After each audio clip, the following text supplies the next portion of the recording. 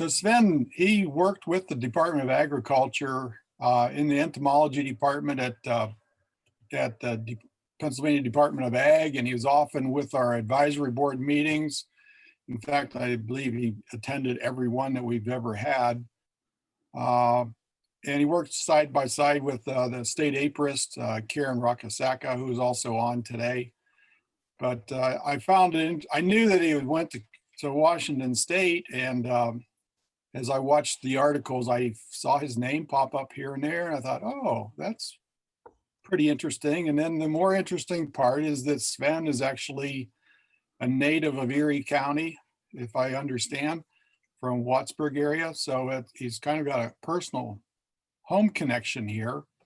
And so I reached out to invite him to give us the most up-to-date information on the giant Asian hornet. I know we've got frustrated with the term murder really like to light up the media. They like that kind of attention, but we understand that it's probably a wrong title for that. So anyway, we wanted to get some, firsthand information that he's able to offer us. So this is our opportunity to get some fresh information and from somebody that was hands-on, literally hands-on with the Asian hornet. So I'm gonna turn it over to Sven, and you can just roll on. Alrighty, I'm gonna do a share screen here. And then one funny thing happens because I'm in a docking station with a surface. It goes a little funky for a few seconds. And then hopefully you can see people in spacesuits. Yep, you're up. I see it. Nice. Okay, and do you see the presenter view or just the slide? Do the whole PowerPoint with the slides. Okay. Now we have the slide coming up. Perfect. Hopefully.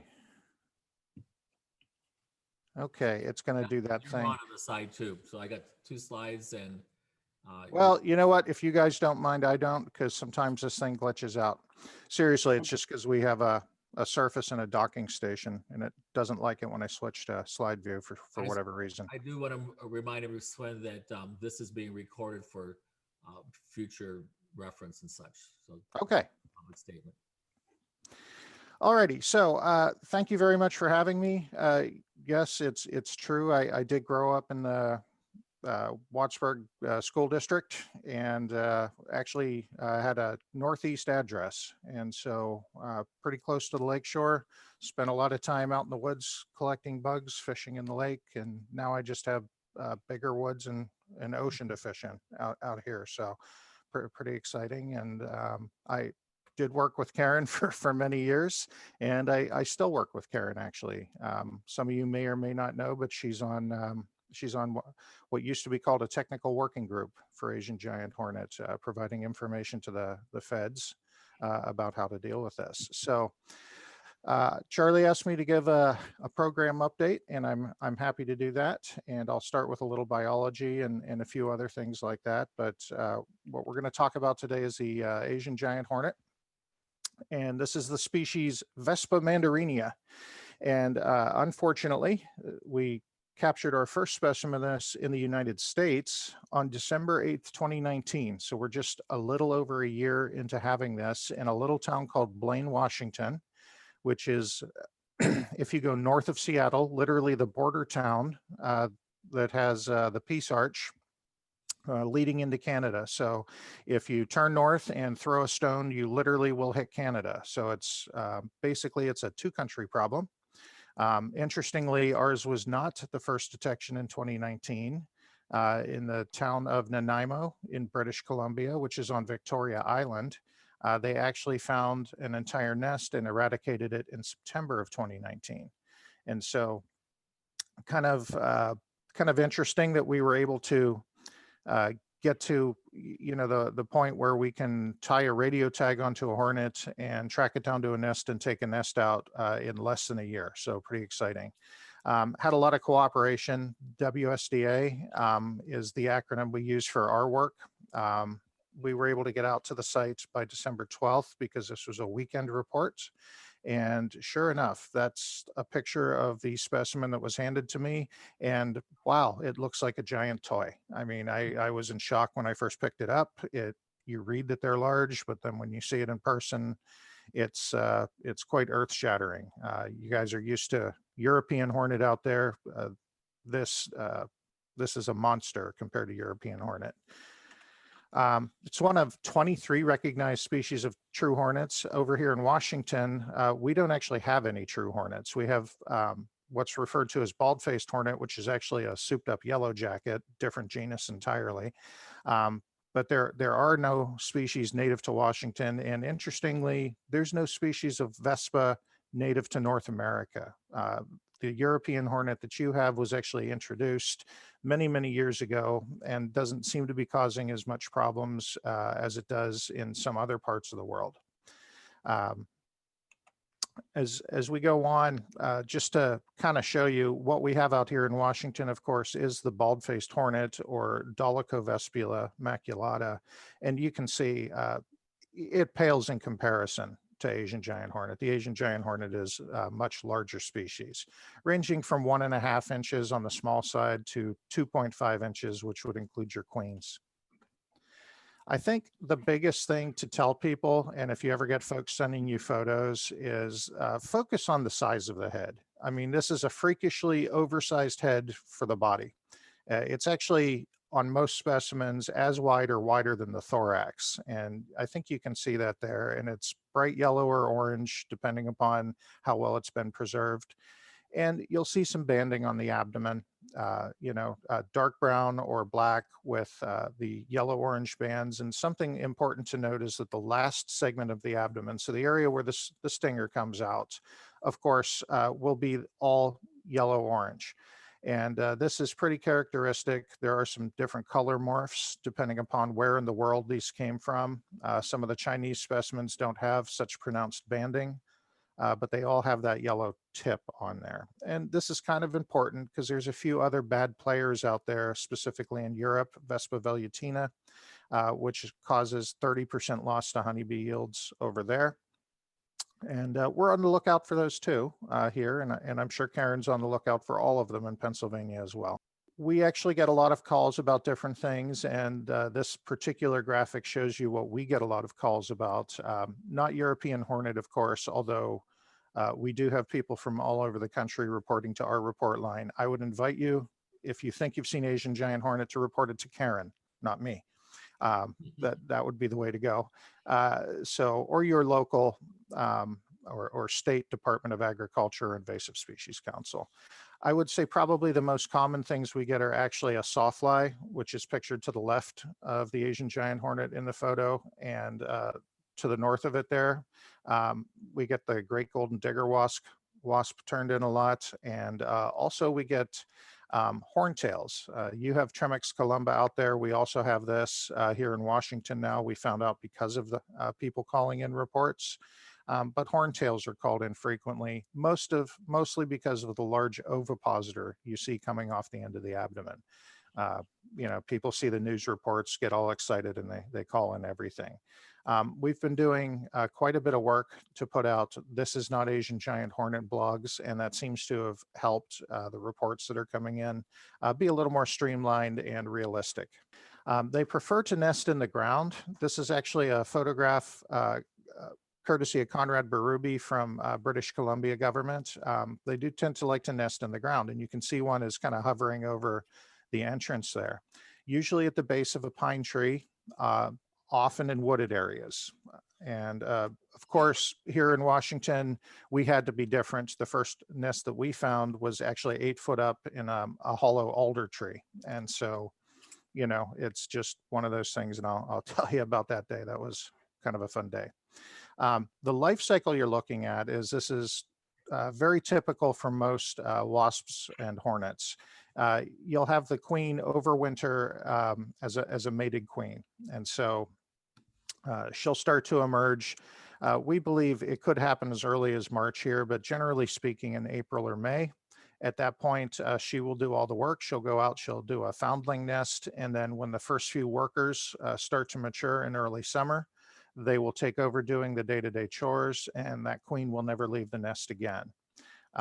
Towards June and July, they will be pretty actively feeding on just about any kind of insect that they can find, carbohydrate sources, other things like that. And then they'll move into basically the phase right before they start producing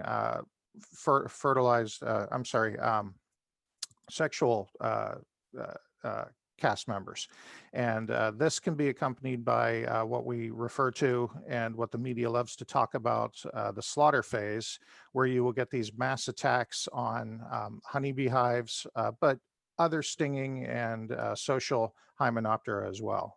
In fact, we actually witnessed them pretty heavily attacking Polistes wasps on the eaves of everybody's houses where these things were active. And so that's what we saw this fall. And so you have some native yellow jackets and wasps and other things like that are already starting to be attacked by these. A lot of folks think about the risk, and Karen's actually a little bit of a part of this story. Way back in 2013, we started getting a lot of news articles on CNN and other things that 42 people had died in southern China as a result of Asian giant hornet attacks. And obviously, as an entomologist at the time, and Karen as an apiarist at the time, you know, we read about it. We start reading up, and we notice, gee, this thing is pretty bad. It just killed 42 people. But guess what? All of these other articles say they are pretty voracious predators of honeybees. And we started looking around, and as it turned out, there in Pennsylvania, no one had legal authority to deal with these should they arrive. And our reading up on this pest basically indicated to us not only could it arrive in Pennsylvania and other parts of the US, but it probably will.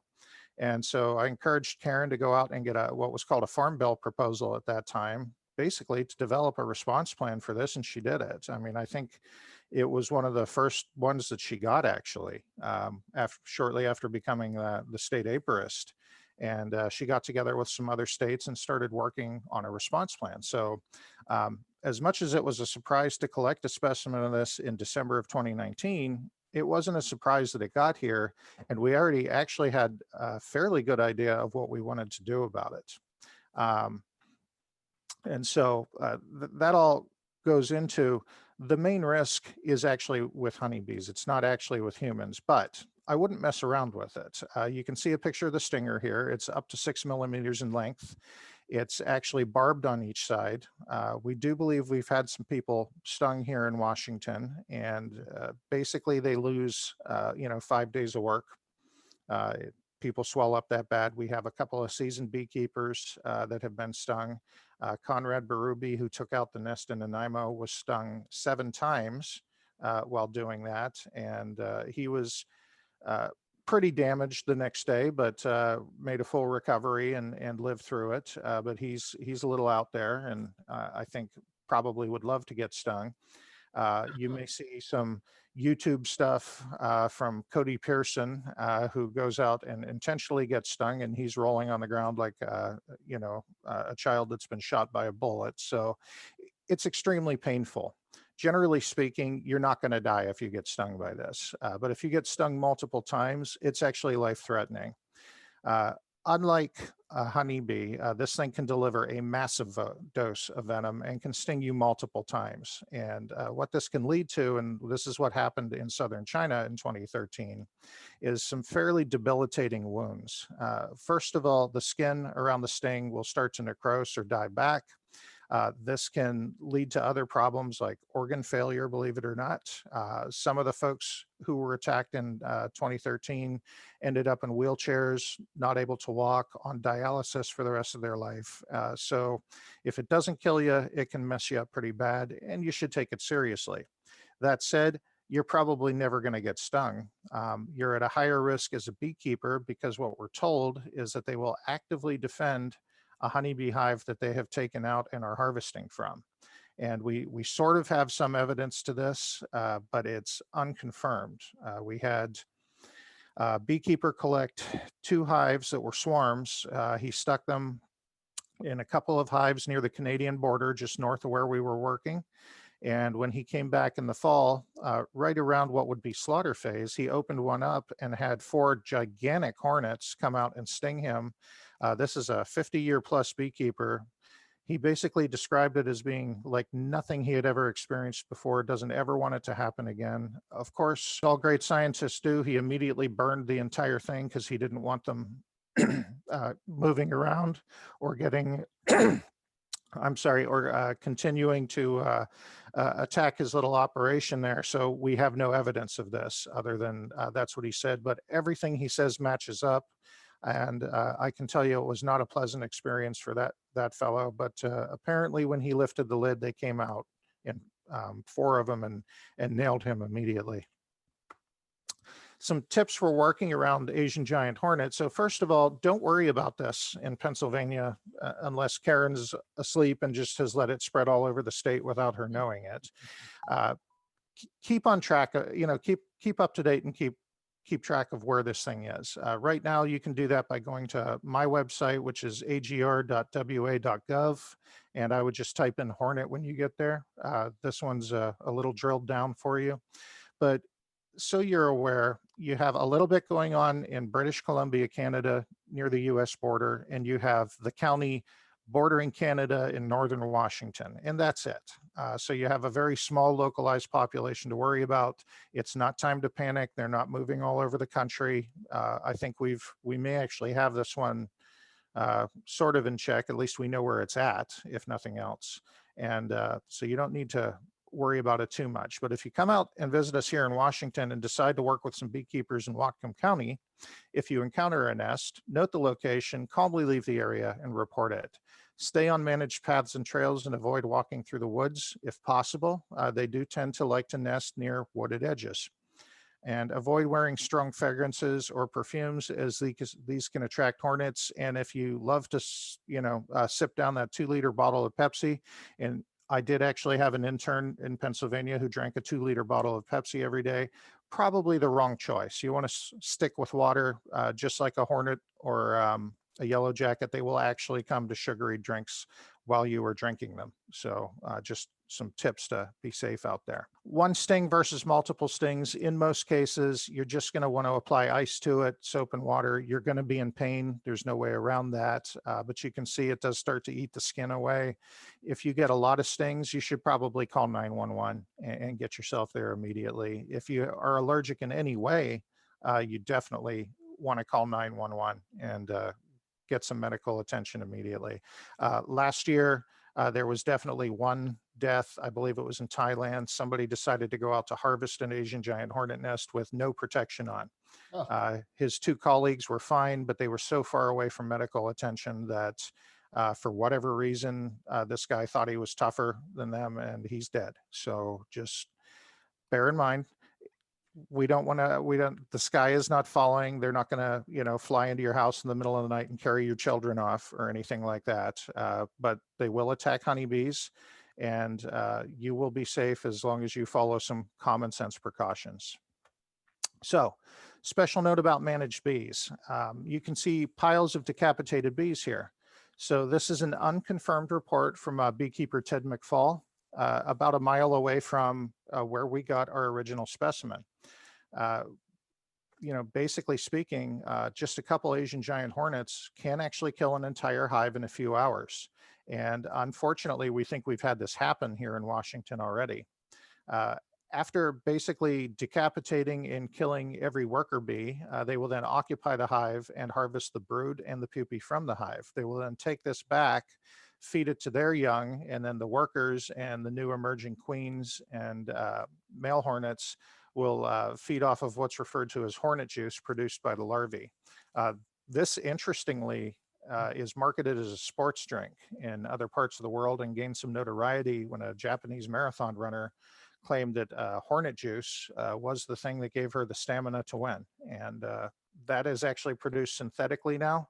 And so you don't need to worry about people smuggling it in to make organic hornet juice, mostly because it's not allowed. But because there's a much cheaper and profitable way to make it, chemically. But they will actually defend this hive while harvesting. And this behavior started here in Washington, at least around September, towards the end of September through the month of October, and all in 2019, which is very interesting. Um, Basically in 2019, and why we were so concerned and jumped all over this is we had an apiary near the original detection had one specimen collected while attacking hives. This was submitted to Washington State University, and they didn't make us aware of it until after we announced that we had gotten a specimen. But this was literally 2 properties over from where we got our original specimen. So we figure we have a hive to deal with. Then in June, we get a report from a Ukrainian beekeeper in the town of Blaine proper, which is about 2 miles away, that he lost 5 hives and he collected 2 specimens. So that's confirmed. We also had an attack reported in Nanaimo on September 2019, and that's obviously what led to the detection of the nest up there. And when we had 4 other credible but unconfirmed hive attacks in 2019. And so I'm sitting here as the state entomologist saying, we just found out we have this, and we already have reports of dead beehives. This is listed as a voracious predator of beehives. We should probably overreact a little. And so, we have a few people saying, don't sensationalize it, don't be worried about it. But on the other hand, when something gets here and starts impacting the industry before you even know you have it, believe it or not, that is cause for concern. And so we did kind of jump all over it. But what's really interesting is even though all of the beekeeping clubs really jumped on board, worked well with us, educated their folks, we had 0 reports of attacks in 2020, even though we know we had hornets operating in the area. Instead, they were interested in paper wasp nests this past year. And you can see one of the homeowners posted this one on Bug Guide. That's where I stole this from. And, sure enough, everybody who had paper wasp nests on the eaves of their houses had them absolutely crushed in the local area. And so may only be a matter of time before they have decimated local populations of bees and native bees and yellow jackets and hornets and other things like that before they start moving to managed hives again. Although, again, we have evidence of that happening in 2019. So right now I'm sitting here as maybe they're not a huge problem, but I'm still alarmed by what occurred the first year they were here. Anyway, native to Southeast Asia, unfortunately, like a lot of invasive species that we get, Washington State does a lot of trade with Japan and Korea. And guess what? Although you can find them throughout Southeast Asia, they are most common in Japan and South Korea. And this map kind of tells that out there. Where could they be found? Well, a couple of folks from my lab and a couple of folks from another lab have run some suitability models. These have already been released.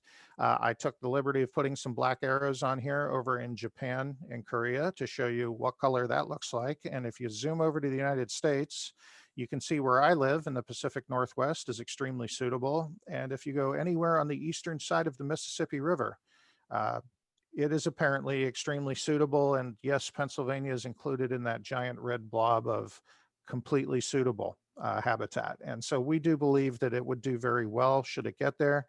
I do not believe that it's going to spread there naturally. It's going to have to be human assisted. The USDA feels a little differently about this, but we know queens can overwinter in hay bales and stacks of vegetation, firewood, wood chips, things like that. So as long as people move those commodities, there is a possibility that a mated queen that's overwintering could be moved to another part of the country. What was our plan? And so, like I said, Karen and a group she got together actually did a really good job getting some stuff together. And we asked the USDA to give us what's called new pest response guidelines. I had actually submitted a proposal to do hornet surveys back in August of 2019 before anybody knew we had a problem, because we hadn't done a hornet survey here in many, many years, and they're all bad, quite frankly, for Washington. Now, that survey was actually denied, but the fact is we already had a plan in place because we were intending to do survey. And so not knowing how far queens disperse, what we're left with is conducting survey around known detection sites in 2019. And fortunately, we had 3 or 4, pretty good confirmed positive sites that we could focus on. And we wanted to get a lot of traps in those areas. We also wanted to implement outreach and communications, trap and track live specimens once we've captured a few dead ones, and follow them back to their nest, eradicate any nest we locate, and then of course, conduct some research for detection and eradication methods. And we were fortunate to get some financial support, even though it's pretty tight. We're 15% trimming across the board here on all of my other programs. This one was well funded, and because it expanded a little in an unprecedented move, USDA actually contacted us around August and sent us additional funding in September to help bring on a few more people to cover our survey grids. So just amazing support from the federal government, and the state legislature here in Washington, also kind of in an unprecedented move, kicked in $100,000 to basically help carry one of the staff members we brought on and take care of the initial setup, which was also huge. We got a lot of trapping assistance from other cooperating agencies. So we would supply the traps and materials, and they would go ahead and monitor the traps throughout the year. And then we had a lot of citizen scientists participate as well, and also private industry.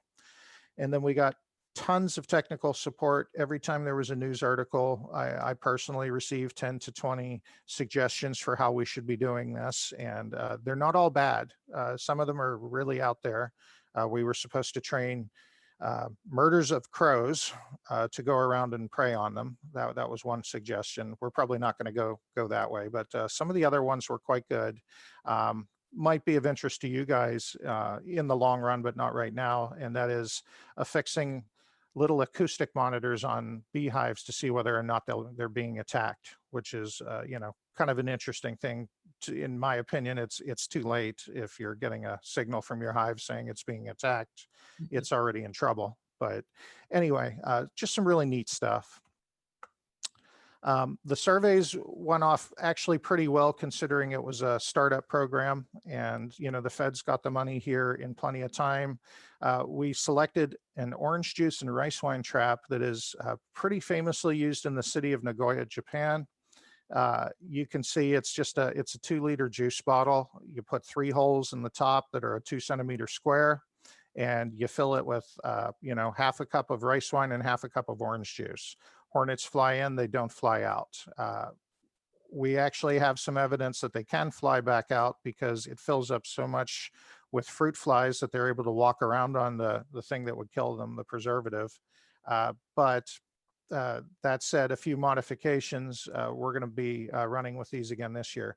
We chose this one out of many other lures and traps that were available because average people can make this out of a juice bottle they have in their house and can actually get a hold of rice wine and orange juice. Some of the other concoctions have a lot of ingredients that just really are not readily available here in the US. And so this worked out pretty well.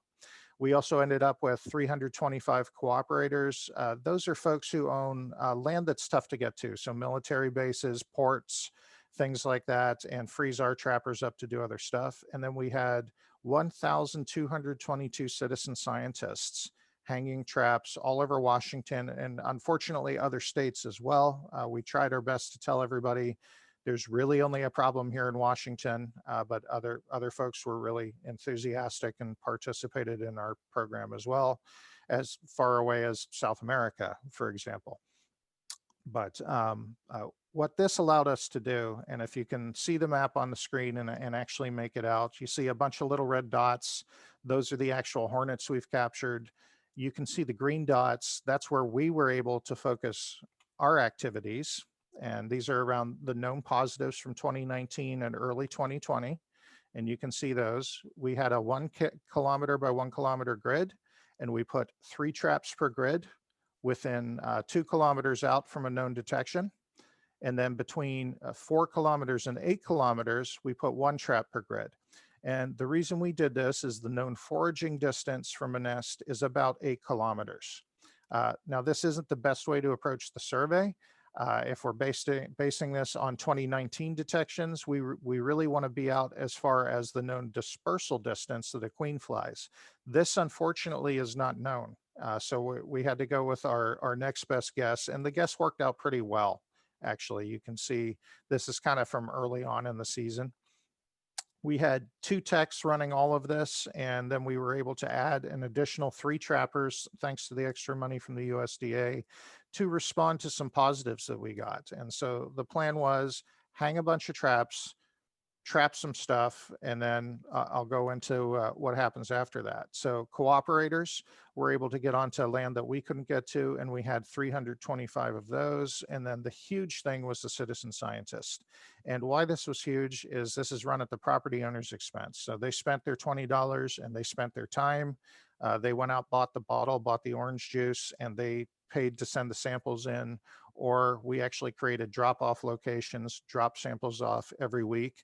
And the folks that did this stuck with it. And what this allowed us to do was focus on the area you see on the screen, while giving us some assurance, since they're running the same exact trap that we are, that we don't have this sneaking in the back door where we're not looking. And this was one of the best citizen scientist projects I have ever been involved in. Everybody was really great, and we got a lot of great information. And I can't share with you the numbers yet because Chris isn't done counting them all yet. And Chris is my my head taxonomist out there. And so they're still going through stinky samples from I think October at this point. 50% of what we were able to accomplish literally was because of outreach and communications. We had an aggressive campaign of social media, radio, billboards, direct mail. We had the viral media interviews that happened after the New York Times thing. They basically called it Murder Hornet. And this was, I guess they were talking to a Japanese associate professor, and they had said Asian giant hornet, and he said, we don't call them that, we call them murder hornets. Actually, in Japan, they call them, and most parts of Southeast Asia, they call it a large-headed tiger bee. That's the most common name that I have heard. But anyway, unfortunately, murder hornet was used by the New York Times, and the next day, everything just changed for us. We had several staff members have their email systems just maxed out, our 1-800 line maxed out. Most of us were stuck for 1 week solid doing media interviews. We responded to countless public reports. I mean, I guess we did count them. I mean, there were like 16,000 of them by the time the year was said and done, but a lot of these came in May. And because we weren't really ready for this kind of a response, we knew folks were interested back in Christmas when we put out a blog and got about 50 reports. But when the murder hornet interview was printed in May, everything just exploded. And we thought we were staffed to handle it. And of course we weren't. We did actually do a fairly good job reining it all in, but at the end of the day, this led to me doing press releases, which I've done them before, but that actually was one of the things that really helped buy everybody else a lot of time, is because we were giving you know, a media interview to 60 members of the press at the same time. It meant we weren't giving 60 the whole week. And so we, you know, just a few adjustments really helped, and we were able to sort of try to push our message home, which was not everybody in the country needs to worry. But that said, you couldn't stop it. Murder hornet, unfortunately, is here to stay. So I took the liberty of putting some Google searches up. If you search Vespa mandarinia, and that's what I recommend, you'll get 275,000 results, and you can pretty much trust these results. If you put up Asian giant hornet, you get about 3,600,000, because that's what it's been called for, you know, better part of a century. These are pretty interesting stuff. But if you Google murder hornet, you'll get 5 million hits, and they're basically all recycled headlines from the New York Times, or something I said, or something Chris Looney said since May of 2020. And so unfortunately, everybody who searches murder hornet gets the media outlook and the media slant on what information is. My recommendation is, if you really want to learn about this, you do a Google search on Vespa mandarinia, or the preferred common name, which is Asian giant hornet at the time. Live trapping and tracking was pretty interesting. This is a plan we had going into the season, is that we would capture a live hornet, affix some sort of a radio tag to it, and follow it back to the nest. We were immediately attracted to an extremely inexpensive thing called a Bluetooth earpiece, which was fashioned into a radio tag by a Washington University student. And this worked out really cool because you can actually track these things on a cell phone. So if you're sitting in a community like we were, you can give everybody a link on their cell phone, and everybody can help you track an Asian giant hornet once it's been released. And so that actually was kind of working out well. We had some trouble with our first attempt. Chris accidentally glued the wing, and it wasn't able to fly, so that was bad. The next one we got, we were able to get a tag on it. She woke up, she flew off, we were able to track it to an area, and then she took off from that area, and we never found her again. Interestingly enough, we actually walked right by the tree the nest was in that day while continuing to try to find the signal, but we were feeling pretty bad about it. So we switched up and went to from a Bluetooth tag like you see here, and we switched up to Nano radio tags. And this was huge because we can get almost a half-mile radius on this one. They can be a little touchy and difficult to use, but at the end of the day, it's a pretty consistent signal.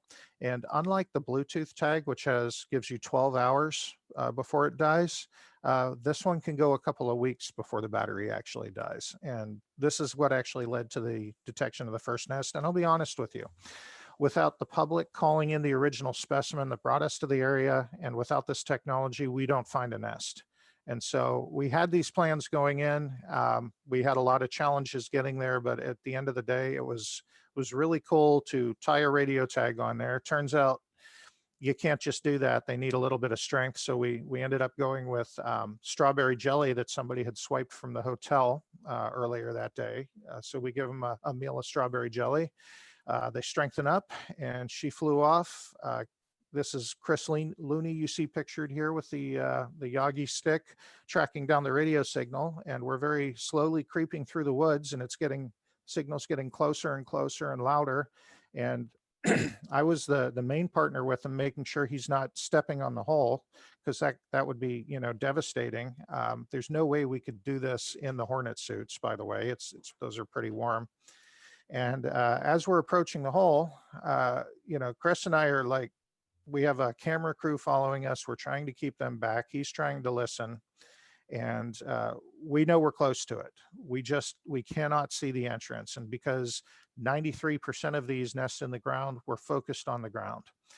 I then hear a hornet buzz over top of my head, and I say, oh, there she is, get ready to move. Then I hear a second one buzz over top of my head. Turns out I'm standing directly under the entrance, which is 8 foot up, so 2 feet above me in an alder tree. And it was pretty amazing feeling to work this hard, have all the issues, tying a radio tag onto a hornet who really, I'll be honest, they don't like it when you tie things on them. So trying to keep them asleep without killing them, and having them wake back up, or even not wake back up while you're still working on them, because again, this one actually sprayed venom at Chris, and they can shoot venom out of their back end a distance, and this can actually permanently damage your eyes. So, we have to be very careful when we're doing all of this. And unfortunately, every time we did something, everybody wanted to know about it. So we have camera crews following us everywhere during this. And so very stressful day, but it ended great. We found the nest, and it was pretty amazing. So you can see these things are pretty tiny. That's bubble wrap that I have the tag on top of there. We ended up borrowing one from the USDA that they were using on spotted lanternfly, actually. And the next day ours arrived. Ours are from a different company. Little differences in them, not too big, but the upshot is you tie this tiny little tag on the hornet, she flies off, you follow a blip blip sound, and hope you don't step on the nest when you're looking for it. To aid you in this, we actually have a FLIR camera that our safety team bought for us. And this actually turned out to work out pretty well for us. When it's hotter out, this doesn't work as well, but we have to simulate a ground nest, we actually have a hand warmer buried in a gopher hole in my yard, and you can see it lights up like a Christmas tree. And honestly, it was invaluable. So this is a FLIR shot of the tree, and you can see the giant yellow glowing orb in the middle of the tree is the actual nest. And obviously this is the first nest we've encountered. We wanted to make sure when we started our assault on it that there weren't other entrances, that the thing didn't go, 30 feet up into the tree, that it wasn't actually just an entrance and they were flying down the tree quite a ways. So the FLIR camera actually was invaluable to us. It helped us characterize exactly where the nest was in the tree, and just a great little piece of technology that helped us feel a lot safer going into it. The primary method that we were originally going to use was 1% tempo dust, but this of course requires a lot of environmental documents if you're using federal dollars. And about halfway through the season, we started hanging around with folks who collect yellow jacket nests to extract venom, and they use vacuum extraction. So after studying this a little, we whipped up our own version of a vacuum extractor on crack, basically, to be able to grab a giant hornet versus a tiny little yellow jacket. And this is basically a high-powered shop vac attached to a generator with a collection tube where they go in, but they can't get out. And so this is what we ended up using, and it worked like a charm. Now, obviously, we were set up to deal with a ground nest, so we had to scramble the next day, go out by scaffolding because it was 8 foot up in a tree. We ended up using our eradication coordinator's memory foam pillow. We cut that into strips because, of course, the entrance wasn't just a perfect circle. It was in the middle of a giant fissure in the tree. And our idea was to restrict movement in and out of the nest by packing it with foam and then wrapping it in saran wrap. And that worked like a charm. They weren't able to get in or out. Chris Looney, our lead entomologist, you can see there up touching the tree, then cut a small little hole, and we were able to put the vacuum fixture right on there, agitate the tree by hitting it with a 2x4 and getting as many to come out as possible, and it worked like a charm. We were going to do this at night, but that gives them an advantage, actually, not us. In theory, we're supposed to be able to see in red light, and they're not. But as it turns out, we both can't see at night. So we moved it to early morning when it was cold. Most were still in the nest, and we were able to collect quite a few. And you can see here Chris up there with his red light on in the early hours of the morning, sucking hornets out of a tree. Fairly effective. The day before, Chris spent observing the tree. He netted 13 of them, and we vacuumed out an additional 85. These were all workers, actually. So we were feeling pretty good about that. We then packed the tree off with expanding insulation foam because we had to bring in a contractor to cut the tree down, which was another hassle that we weren't ready for, but we made it work. We had to remove this to a cold room so that we could examine the nest and see kind of just where we were. And as we were doing it, of course, we had live queens hatching out. And so even though we performed a very good vacuum extraction and got everything that was alive that day, 4 days later, when we came back to get the nest, we actually had queens starting to hatch out. And so we treated it with CO2, we made a starter cut, split it open, and that actually worked out pretty well. This is us sitting around playing, with the nest and all of that. And you can see the camera crew even followed us in there. Pretty crazy. Never had a job where the camera's following you everywhere. But basically, the nest was 8.3 feet up in the tree. It was about 14 inches in length. There were 6 total combs. In the combs, 6 unhatched eggs. There were 190 larvae. Quite a few of these had fallen out during our vacuum and tree smacking extraction a few days earlier, and a lot of those were already dead. I mentioned we had 112 workers that were removed with a vacuum or netted from the nest. We collected 9 males and we collected 76 queens, but all of those were actually collected inside the hive after we did the vacuum extraction and sealing the day before. So they had hatched out over the 4-day period. We also still had 108 cap cells with pupae, and based on the size and measurements, these also were most likely queens. I don't think we had any other workers coming out. So in all, there were about 200 queens produced by this nest, and it really does seem like we got there just in the nick of time. So if a few queens got out and about, it was only a few queens. And that's good news, because there was a potential for 200 queens to have distributed from this nest. And that was a pretty happy day for all of us. I won't mind saying we all enjoyed a beer or two, after this was complete. But yeah, it was a pretty good success. It kind of all went as planned, with everything changing every second along the way, I guess is the best way to put that. The research that I mentioned was part of our 2020 plan. Queens, when they first hatch out, preferentially seek out oak sap in their native range. So we damaged some oak trees and fashioned up some traps. The Whatcom County, the Mount Baker beekeepers volunteered 50 members to help set some of these traps on their properties and test them in early 2019. This didn't work out at all. Obviously, we tested several different iterations of a radio tracker or Bluetooth tag. We were using bald-faced hornets for that, but all of these things are going on. Currently, we're testing different trap types, different lures. It doesn't look like we're going with anything different this year, except for maybe some modifications to the traps, but the lure will remain the same until we get better information saying there's something better. The other thing, obviously, is Hive Exclusion. Our friends with WSU Extension are basically charged with, trying to protect honeybees should we fail. And some of the things they're working on include some Japanese devices that are basically traps fitted to the front of the hive. It allows a hornet to go in, but it gets captured down in a caged area, and honeybees are able to come and go as you please. So this does not save them from being preyed on by hornets that aren't doing a massive attack, but it does provide them some protection during a slaughter event, if you will. But just standard excluders would do no good. What happens here during a honeybee attack is that Asian giant hornet will literally coax the workers out and decapitate them when they come out to defend the hive. So the excluder really doesn't do too much good. It just saves the brood, which is going to die anyway after they've slaughtered all the workers. So that's where we are with that. But keep watching the Washington State University Extension sites on this, because they'll be posting updates as they learn more information. Obviously, the outreach and the survey combined for, honestly, a pretty successful year, considering we started it from scratch around February, if you will, only knowing we had to do something starting in December.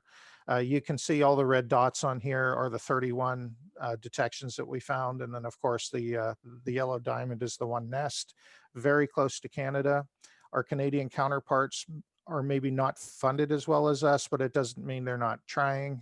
They have a trapping array just north of us there, and they had public outreach turn in three hits last year. And then we have one kind of over towards the water you see that was late in 2019.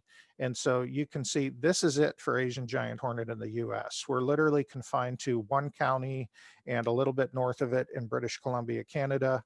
And we do meet with our counterparts over there pretty frequently. And certainly anytime we learn anything new, we share it with each other. So this is a joint effort. I think, to the best of their ability, they're doing things the way we're doing. And when they find something new, we try that as well. So basically, we're coming to sort of the end here, how to report it. So for those of you who want to report something, you'll be reporting to Karen, not to me. But the tips here are the things that really help Karen do her job. If at all possible, get a photo and note the exact location of any live specimens you may see. Saying, I saw one fly by while I was fishing is great, but it really tells us absolutely nothing and doesn't really allow us to respond to it all. Obviously, if you find a specimen dead, collect it in a container and note the exact location where you collected it. And then you can call your local line with Karen there. Some things for making it really helpful. If you can note the address and the latitude and longitude, even better. If you're really super savvy and grab a screenshot from Google Maps and draw a little red X on exactly where you found it, that saves us hours as well. Certainly note the date of the collection of the observation. We got a lot that were, yeah, we had a picnic last year and I took this picture on my cell phone. Fortunately, I can grab it from the cell phone picture, which is good. But, you know, if you can try to remember where you collected something and when, that's helpful as well. Something that really helps someone like Karen out is if you can obtain and provide contact information for the property owner where you saw this. We had a lot of reports turned in and we just don't know who owns the land or who to even call to talk to about coming out to take a look. And so if you happen to know that because you're from the local area when you were out on the walk, that helps us a ton. And then if it's safe to do so, get multiple photographs showing the head and the abdomen. And if the specimen is alive, stick around for a bit and note the direction it flies off in when it leaves. This turns out to be extremely important when we're doing tracking activities later. If we know what direction hornets are flying off in after they're attacking your honeybee hive, then we can follow it back and kill the nest and not just the couple that are attacking your hive. So, you know, those are the sorts of things here. So with that, I'll leave you with a screenshot of us practicing our eradication at night with Chris and Ryan doing a chest bump. And there's actually, I think, a YouTube video of this. It's hilarious. I'm the only one working and these two are fooling around behind me. But yeah. Anyway, for more information, please visit our website, which is agr.wa.gov/hornets. All kinds of great resources there. And visit Karen's site as well. I'm sure she'll have something up and running. And with that, I believe that is the end of my presentation. And I'm going to try to get out of this. Sorry, it's a little weird because I'm looking at it on one screen, but it's on a different one. There we go. And then I'll try to stop sharing my screen so Charlie can have it back.